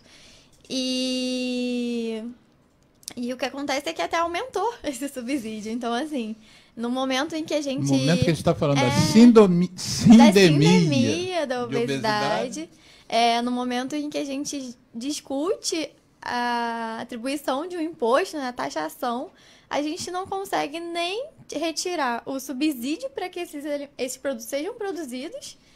E ele aumenta. E ainda aumenta esse subsídio. Então, assim, é realmente uma situação muito crítica, né? Então, agora vamos dizer o seguinte. Nós abordamos, como eu disse a vocês, apesar do programa ser longo, é impossível a gente esgotar qualquer tema. Nunca conseguimos. Mas vamos agora concentrar no Observatório de Obesidade da UERJ. Qual foi a ideia? O que ele se propõe? Como é que vocês estão inseridos? E como é que outras pessoas podem entrar em contato e ficar acompanhando o trabalho? Qual é a proposta desse observatório? Bom, eu vou começar também, só Tá, complemento, Lívia. Bia. Então, diante de tudo que a gente falou, né, do aumento da prevalência, dessa expressão da obesidade, do excesso de peso de uma forma geral na população, no ano passado, então, teve um edital, né, de proposta de financiamento de pesquisa pelo CNPq, e a UERJ, em parceria com outras instituições que a gente menciona aqui, vamos mencionar um pouquinho mais para frente, ela recebeu, então, foi aprovada pelo edital, né, num projeto de enfrentamento e controle da obesidade no estado do Rio de Janeiro. Esse é um projeto grande, e um dos braços dele, ele tem 3 principais: o eixo de pesquisa, o eixo de formação e o eixo de difusão do conhecimento, e dentro desse eixo entra o Observatório de Obesidade. Então, o Observatório de Obesidade ele faz parte de um projeto grande, que é esse projeto de enfrentamento e controle da obesidade no estado do Rio de Janeiro, né? E o objetivo... Ele é focado localmente. Então, estadual. esse edital ele foi lançado para todos os estados. Uhum. E aí... Para o Rio de Janeiro foi e o aqui no Rio de Janeiro foi esse projeto que foi contemplado, mas existem outros projetos em outros estados sendo desenvolvidos também. Objetivamente, o observatório da UERJ, o que vocês, do ponto de vista prático, vão fazer? O objetivo do observatório, então, a gente tem um site do observatório em construção, né? Que ainda não tem o endereço. Ainda não está deve estar sendo lançado em breve. E atualmente a gente divulga em mídias sociais, então no Instagram do Observatório de Obesidade, que já está disponível e já está sendo alimentado, e no Facebook, Observatório de Obesidade, a página, informações relevantes, né, atuais sobre o tema, sobre a temática, para informar. Você tenta localizar aí, Geraldo? Geraldo vai tentar localizar e botar aqui na tela para gente. É bem fácil, é só escrever Observatório de Obesidade. Só tem um. Só tem um. Bom, isso. E o objetivo é informar, levar informação relevante, de qualidade atual mesmo, sobre a temática, né, tanto para profissionais de saúde, gestores da área, atores sociais da área, né, que atuam também no enfrentamento da obesidade. E o que vocês vão fazer? O que o observatório vai observar, vamos dizer assim? Então, o observatório, como a Vivian falou, ele tem esse objetivo de difundir conhecimento. Sim. Então, na verdade, o que a gente faz é reunir, né, evidências, informações interessantes, documentos. Tudo que estiver acontecendo documentos na área, vocês vão publicar. Relacionados à obesidade. Colocar esses assuntos, né, esses documentos em linguagem simples e acessível. Isso. Porque apesar do projeto ter um foco nos profissionais de saúde, gestores, a gente também quer falar com a população em geral. Fundamental, né? Fundamental. Então, essas informações, muitas vezes, não são de fácil acesso e nem em linguagem acessível. Então, um dos principais objetivos do observatório é levar esse conhecimento de uma forma que as pessoas consigam entender e acessar. Entendi. E isso é financiado por quem? Pelo CNPq e Ministério da Saúde, esse projeto. No Brasil todo, inclusive no de Brasil vocês. todo, inclusive no Rio de Janeiro. Então, isso já é uma percepção do Ministério que nós estamos num problema sério, né? Sim. Eu queria que vocês me explicassem. Presta aqui esse aqui que eu recebi lá no seminário de obesidade infantil, e eles fazem referência a algo. Bom, eu não vou localizar, não sei exatamente onde é que está, mas a Declaração de Roma. O que foi essa declaração, que o Brasil faz parte disso? Vocês têm informação sobre isso? Não. Você consegue? Não me lembro, exatamente. Houve algum encontro, alguma decisão? Aqui, eu vou escrever aqui, vou ler aqui. Em 2014, o governo do Brasil assinou a Declaração de Roma, assumindo um compromisso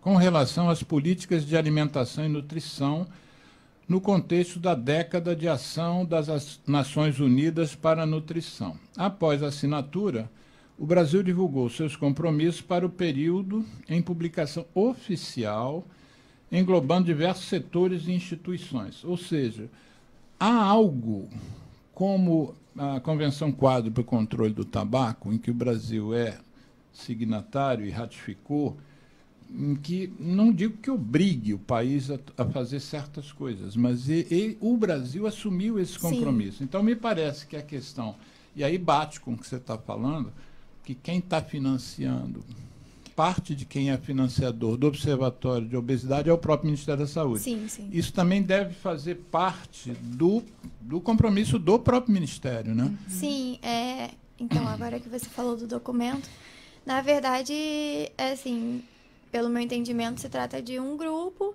em que o Brasil ele assumiu o compromisso com esses objetivos, né?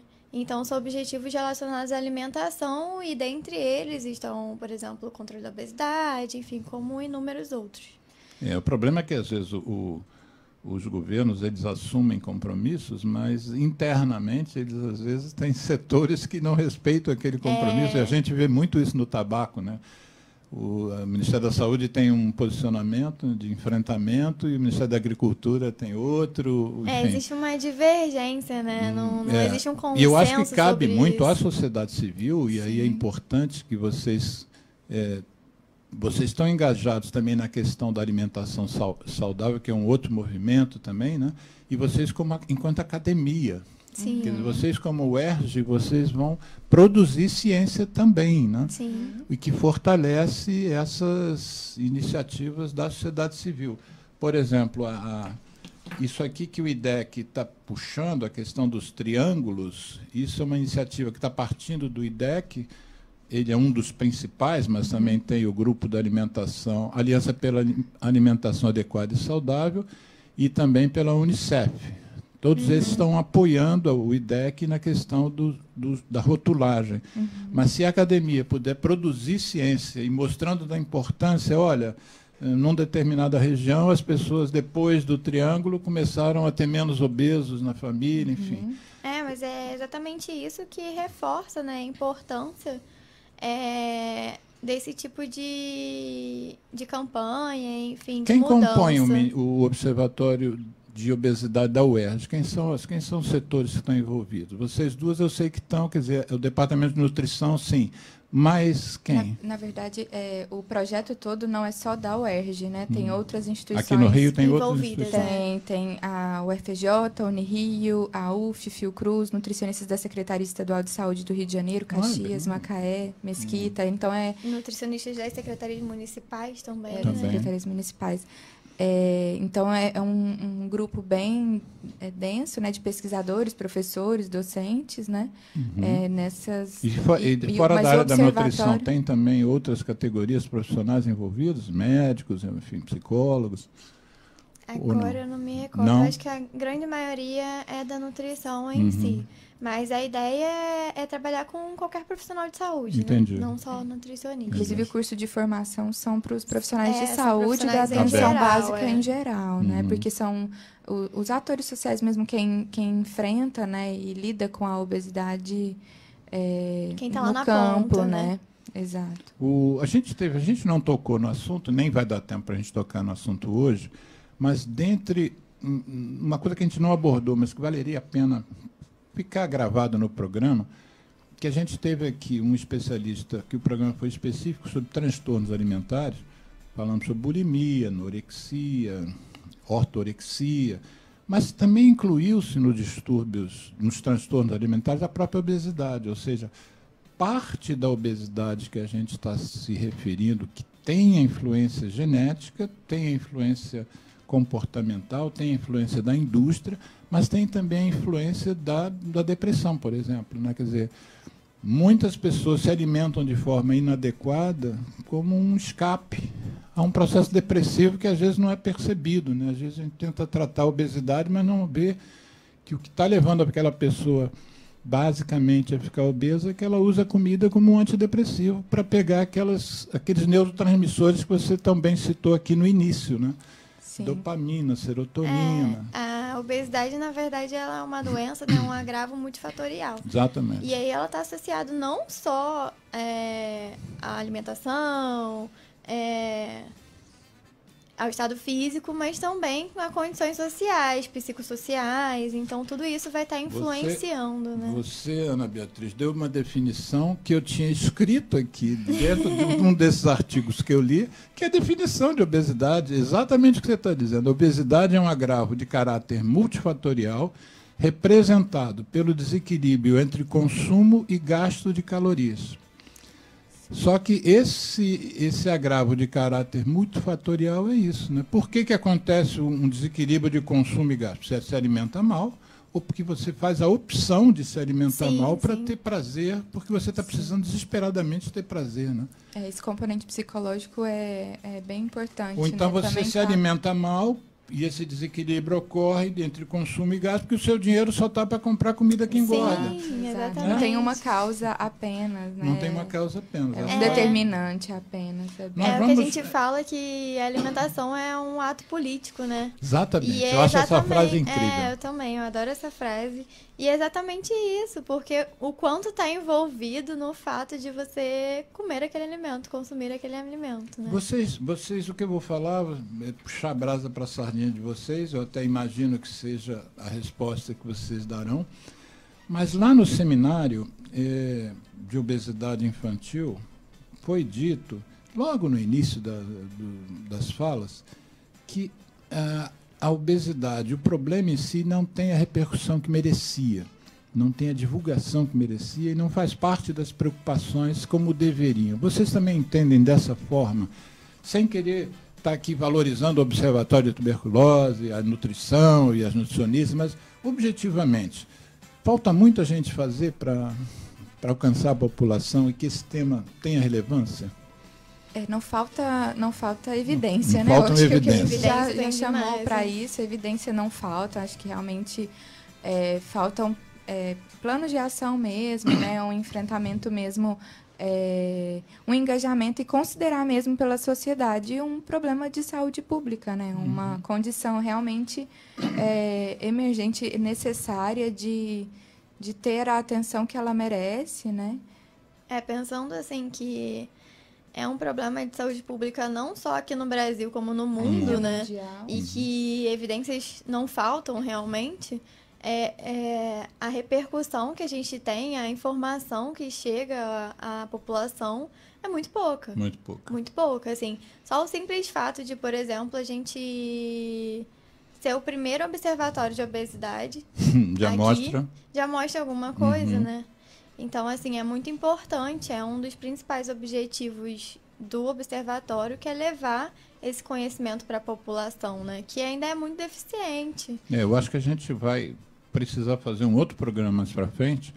Primeiro, quando o observatório já estiver definitivamente estruturado, tiver site e tal, para a gente divulgar, mas também para fazer talvez um programa específico, do mesmo jeito que a gente fez hoje, né? Nós estamos falando sobre sindemia de obesidade, desnutrição e mudança climática, mas para fazer um programa sobre a desnutrição, que nós passamos propositalmente mais batido, mas eu acho que queria fazer um programa específico sobre a questão da desnutrição, porque talvez exista também informação a ser passada para as pessoas se nutrirem melhor, com custo baixo. Eu me lembro de uso de casca, de não perder, não desprezar alimento, enfim. Às vezes pessoas de baixa renda possam também se beneficiar de mais informação. Infelizmente, o nosso programa, Geraldo já está ali nervoso, que o tempo passa, como eu disse a vocês, e voa. Quero o compromisso de vocês, então, de vocês virem aqui com a gente quando isso estiver pronto, para a gente falar sobre desnutrição. E gostaria, então, que vocês se despedissem. Vocês fecham o programa do mesmo jeito que vocês deram o nome. Qual foi o nome mesmo do programa que elas deram, Geraldo? Foi o Observatório de Obesidade. Parabéns para vocês, parabéns para o UERJ, parabéns para a Canela. Espero que ouça a entrevista e tchau para vocês. Se despeçam, por favor. Muito obrigada pela oportunidade de dar voz para esse projeto aqui, né? Acho que é super importante também a gente ter esse espaço. E fica aí a dica e a sugestão para seguirem nas nossas páginas de mídias sociais, né? Que hoje está ativo o Facebook e o Instagram. E é Vocês isso. têm algum contato? Só tenho a agradecer também. Foi uma oportunidade. Beatriz. Só tenho a agradecer também. Foi uma oportunidade muito incrível, assim, de pra estar aqui também. falando sobre o observatório, né? E a gente até brincou que, assim, tá super recente, a gente acabou de lançar. E foi muito bacana ter essa oportunidade de vir aqui divulgar o nosso trabalho, né? Eu vi a matéria, já fiquei aceso para convidar alguém do observatório, mas quando eu fui ao seminário, que vocês também estavam, e uma das coisas foi dito isso, precisa se dar visibilidade a esse problema. Sim, com certeza. Tá elencado aí qual é o programa que eu vou fazer. Foi muito bom vocês estarem aqui. Vocês querem dar algum e-mail, alguma coisa, algum contato para alguém? Então, sigam as páginas no Facebook e Instagram, é só procurar lá o Observatório de Obesidade. Então o contato fica por essa via. E a gente também tem um e-mail, né, do Observatório, que é Observatório de Obesidade, tudo junto, @ gmail.com. E então, aí lá gente, vocês podem entrar em contato com a gente e a gente vai estar super apoio. Eu vou colocar aqui no comentário no Facebook esse endereço. Um abraço. Geraldo, muito obrigado pela participação, nosso professor de violão e de rádio. E boa tarde para os ouvintes.